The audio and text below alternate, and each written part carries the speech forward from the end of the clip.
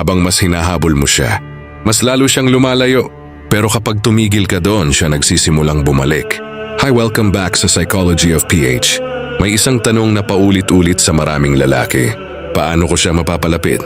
Paano ko siya mai-in-love? Ano bang dapat kong gawin para piliin niya ako?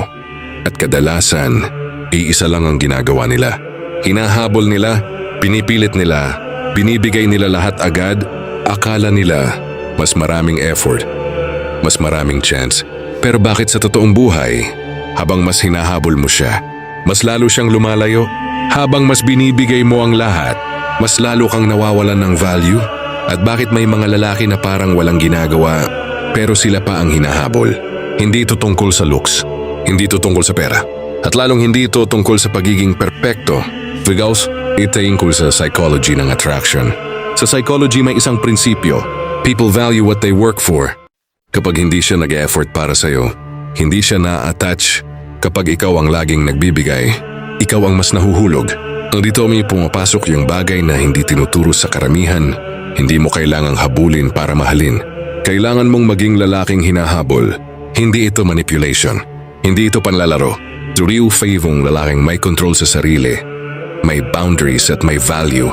Kaya sa video na to, ibibigay ko sa iyo ang mga bagay na kapag ginawa mo, siya na mismo ang lalapit sa iyo. Number 1, tumigil ka sa paghahabol. Ito ang pinakamahirap pero pinakaimportante. Kapag naghahabol ka, pinapakita mong mas mataas ang value niya kaysa sa iyo. Example, ikaw lagi ang nagchat-chat, ikaw lagi ang nag-a-adjust, ikaw lagi ang naghahanap ng paraan para makausap siya. Sa una, okay lang. Pero habang tumatagal, nasasanay siya na nandyan ka lagi.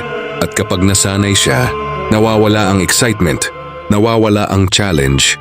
What is always available becomes less valuable. Bawasan ang pag-initiate. Huwag mag-double chat. Huwag pilitin ang usapan.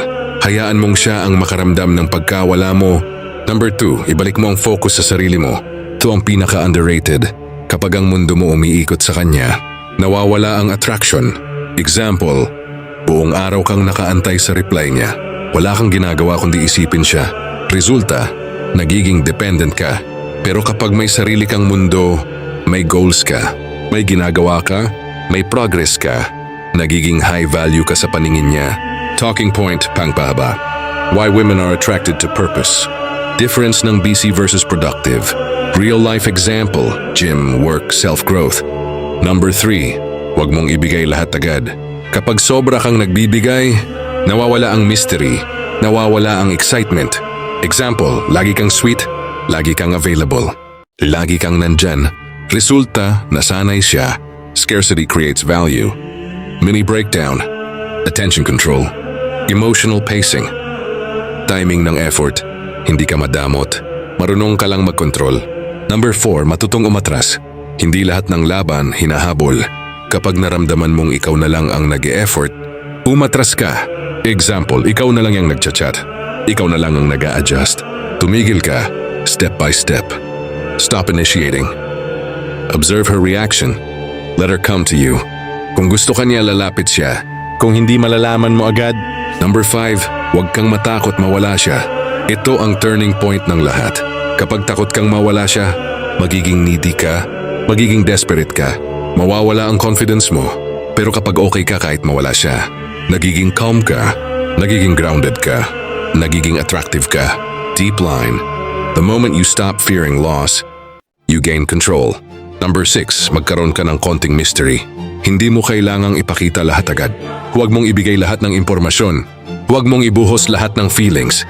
Example, hindi mo kinukwento buong buhay mo agad. Unti-unti niyang nalalaman. Resulta, curiosity. Number 7, hayaan mong siya ang mag-invest. Ito ang pinakasikreto. Kapag ikaw lang ang nagbibigay, hindi siya na-attach. Pero kapag siya ang nag-e-effort, doon siya nahuhulog. Example, siya ang nagchat-chat, siya ang naghahanap, siya ang nag-a-adjust. Dito nagsisimula ang attachment niya. Talking expansion, emotional investment, effort, attachment, real-life observation. Ngayon tandaan mo ito, hindi mo kailangang habulin ang babae para mahalin ka.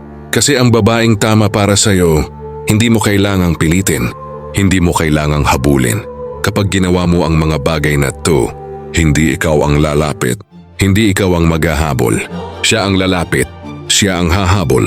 Kung gusto mo pa ng ganitong klaseng content na talagang magpapataas ng value mo bilang lalaki, like, share at mag-subscribe ka na. Ako nga pala si Psychology of PH.